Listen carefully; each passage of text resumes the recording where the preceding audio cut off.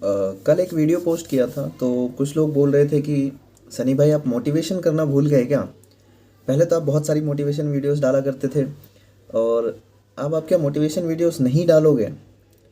और उन कमेंट में ऐसे भी कमेंट थे कि प्लीज़ अब जब वैकेंसी आ गई है रेलवे की, क्योंकि जब नहीं थी तब तो आप बहुत ज़्यादा बोलते थे ये कर देंगे वो कर देंगे, और अब आ चुकी है तो अब आप ठंडे पड़े हो, कोई वीडियोस नहीं बनाते हो। तो मुझे उन कमेंट पे गौर करना पड़ा और मैंने सोचा कि ठीक है, आपको मोटिवेट करना चाहिए। देखो, मोटिवेट समय के साथ मैं भी बदल चुका हूँ। पहले, आज के 2 साल 3 साल पहले जब मैं वीडियोस बनाता था तो बिना कुछ सोचे समझे मैं बोलता था, और जब हम दिल से और बिना कुछ सोचे समझे बोलते हैं ना तो वो सच में एकदम रियल वाली फीलिंग निकल के बाहर आती है, एकदम सच्ची चीज़ बाहर आती है। ठीक है। लेकिन अब क्या है ना, अब दुनिया चालाक हो गई है और मुझे भी चालाक होना पड़ रहा है। तो चालाकी जब दिखती है ना तो दिल से आवाज़ नहीं निकलती, फिर सोच सोच के बोलना पड़ता है। और जब हम सोच के बोलते हैं तो पक्का है कि कुछ ना कुछ दाल में काला है, गड़बड़ हम बोल रहे हैं।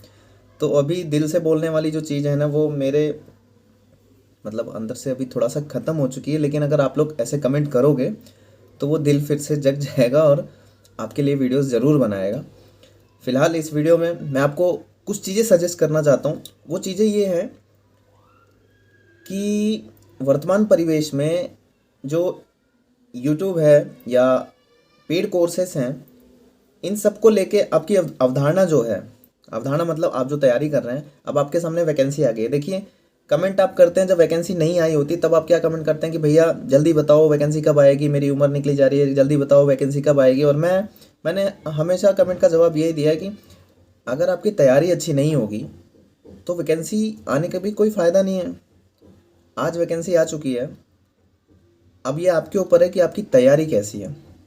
अगर आज आप अभी भी छोटी छोटी चीज़ों में फंसे रहोगे, आप शॉर्ट्स देख रहे हो, आप यूट्यूब पे वीडियोस देख रहे हो, आप मोटिवेशन वीडियोस ज़्यादा देख रहे हो, आप टेक्निक्स ढूंढ रहे हो, आप स्ट्रेटजी की वीडियोस ज़्यादा देख रहे हो, आप मैथ की स्ट्रेटजी देख रहे हो, आप साइंस की स्ट्रेटजीज देख रहे हो, लेकिन इसके विपरीत आपको क्या करना चाहिए था? आपको करना चाहिए था कि सबसे पहले इन सब चीज़ों से दूर होना चाहिए था।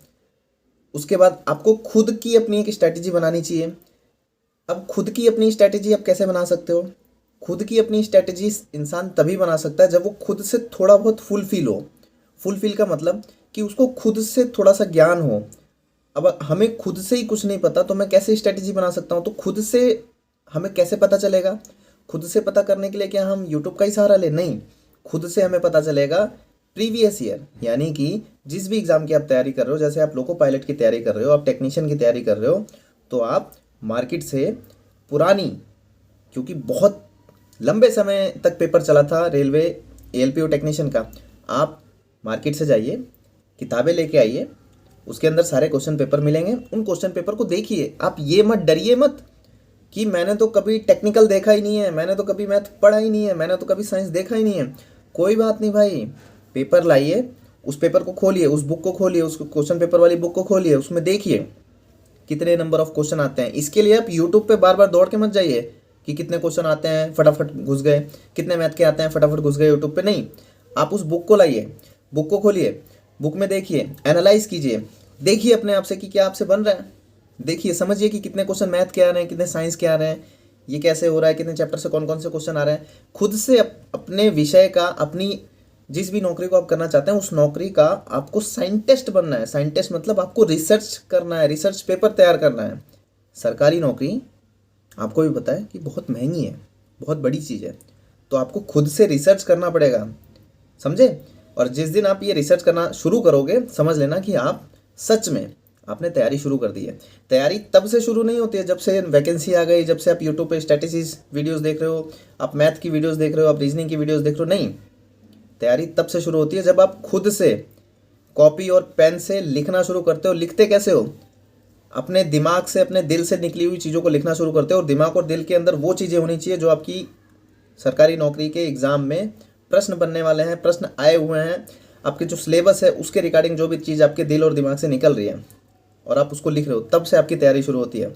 ना कि आप किसी का वीडियो लेक्चर देख रहे हो, वीडियो कोर्स देख रहे हो, कोई अगर प्रीवियस, मैं ये भी कहता हूँ कि कोई अगर प्रीवियस ईयर की वीडियोस भी करा रहे हैं और आप डायरेक्टली उस चीज़ पे कूद रहे हो, तो भी वो आपको बेनिफिट नहीं देगी। आपको फीलिंग देगी कि हाँ मैं पढ़ रहा हूँ, मुझे आ रहा है, मैं वीडियोस देख रहा हूँ, मेरा ये होगा, मेरा वो होगा, पर दरअसल में ऐसा कुछ नहीं होगा।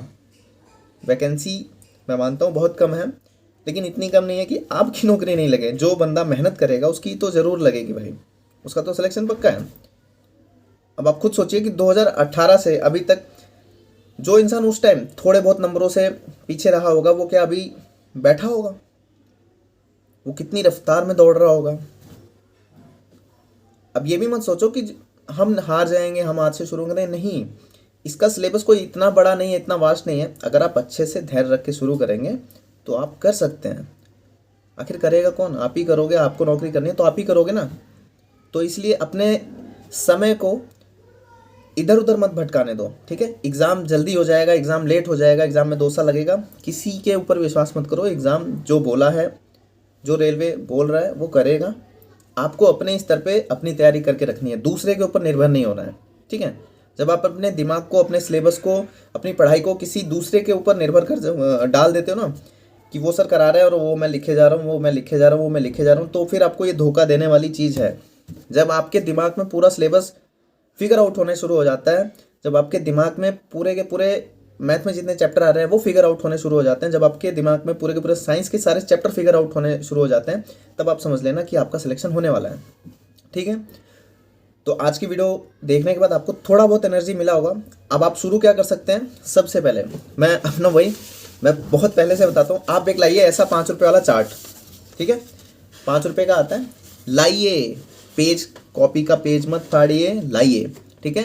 5 रुपये वाला चार्ट लाइए और इसके अंदर, अभी रेलवे का एग्ज़ाम की तैयारी कर रहे हो आप, तो मैं इसी के लिए बताऊंगा। इसके अंदर आप अपने ड्रीम पोस्ट को ऊपर लिखिए, नीचे लाइन खींचिए, उसके बाद जो सिलेबस है वो सिलेबस पूरा का पूरा चैप्टर वाइज आप लिख डालिए।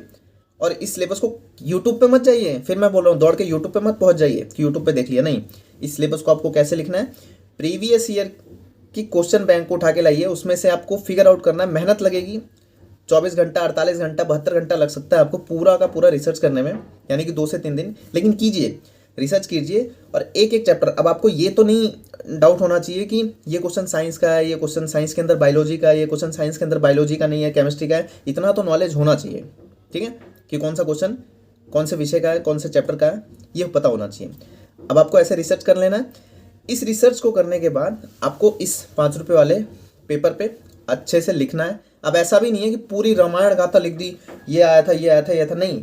एक मोटा मोटा फिगर आउट आपको उतना लिखना है जितना आपको 24 घंटे आपके दिमाग में याद रहे कि मैंने मैथ में ये लिखा है, रीजनिंग में ये लिखा है, साइंस में ये लिखा है, टेक्निकल में ये लिखा है, ऐसे, ठीक है। ऐसा नहीं है कि फोटो कॉपी आपने बना लिया और देख देख के लिखते जा रहे हो, नहीं। चीज़ें वही लिखनी होती है जो आपको याद होती हो, जो आपको हमेशा चलती हो, तब भी पढ़ने का मज़ा आता है।